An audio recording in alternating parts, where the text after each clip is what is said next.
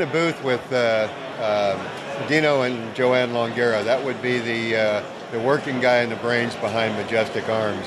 Now, those of you that have been members for a while know that we have talked to Dino and Joanne practically every SHOT Show for the last, 4 or 5 years. And mainly because there's always something new and interesting to talk about. They've got new products all the time. Dino's just a fount of big ideas and cool ideas. And this time, though I've been speaking to Dino, they are on Staten Island. Now, those of you that remember Hurricane Sandy, Staten Island got crushed. Well, I want to talk to Dino and Joanne, tell you about what happened to their shop and their house that was out there. And as well, then maybe we just had the New York gun ban go down with the 7-round magazine thing, and I'd like to talk to them about that. So, Joanne, you speak first this time. Just say hello. Hi, everybody. I'm glad that we were able to recover, and we're back in business and full steam ahead. How long did it take you guys to open back up again after the flood? About a month. The month of November was pretty much lost, and the only reason we were able to do that, it was a great collaborative effort of friends, family, and loyal customers actually showed up at the shop every day and said, what do you need today and what can I do? And we all pitched in and got the place rebuilt. As soon as we could reestablish cash flow and communicate with our customers, we stopped on the repairs. There's still a lot to do, but everything's pretty well up and running with a brand new office and packing shipping area. Isn't it amazing how nice you're looking at it and you're saying, it wasn't all bad because we've been needing to do this for 20 years. The office was looking kind of dingy anyway and needed to be painted. I didn't mean to have to rip out all the sheetrock and re-insulate, but it all got done and it's a nice new blue color. Joanne picked out a color that reminds her of the ocean. The only person that would do that after a hurricane that I can think of wanted to be reminded of the ocean. But it all came out nice. We had to make all new graphics because that was all destroyed in the storm. And it's much nicer than what we had last year anyway. Tell me about opening the door from your shop where there was hardly any water and looking into the office. Well, the funny part is I pulled into the driveway at midnight. The storm surge had receded, and I saw a little puddle in the driveway and thought we had gotten away with it until I opened the door to the shop. And I didn't recognize things because nothing that wasn't if it wasn't bolted down, it picked up and it floated all around the shop. So the storm rearranged everything, and it was just an absolute mess. My first reaction was I didn't even know if we could recover from this. The place was so beat up.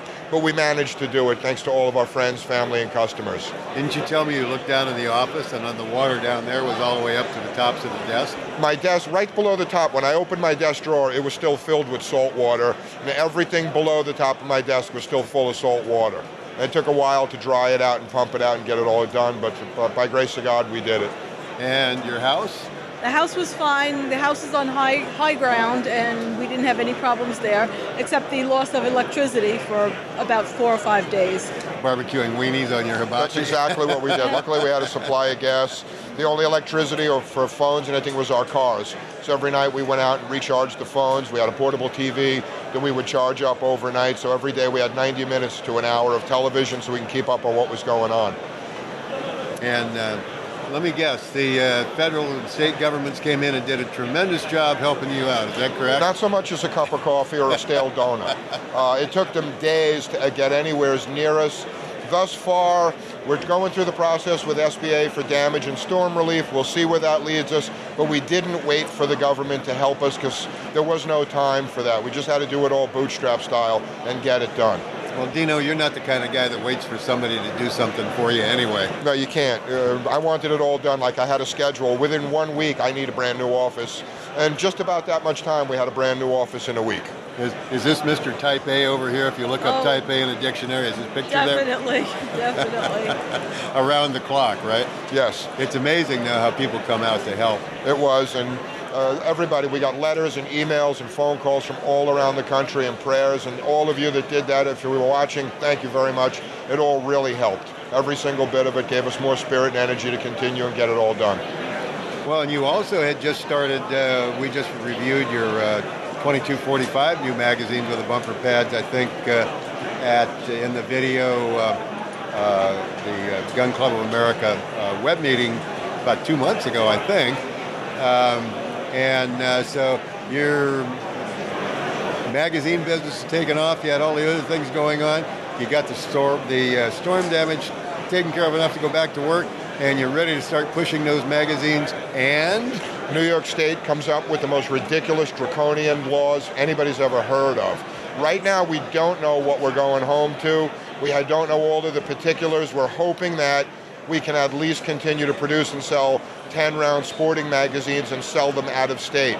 We do have a contingency plan if we were forced to at least have a satellite shop doing magazines elsewhere. We're hoping that that won't be the case. well, what's the limit in New York? Now it's 7 rounds. We've read the law, but it still needs to be clarified whether or not you're going to keep your 10-round magazines and only load them with 7. It's beyond belief and ridiculous legislation. We're hoping that it won't stand the constitutional muster. I'm sure people are already writing the lawsuits to challenge it, and I hope I'm right about that.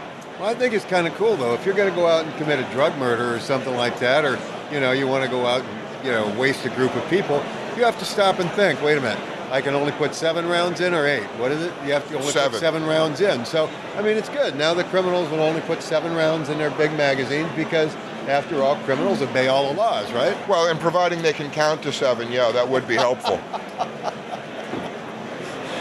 All right. Where do you think we ever came with 7? What the heck is 7? It's Because they knew that 10 rounds was what they made for 80% of all the handguns in America.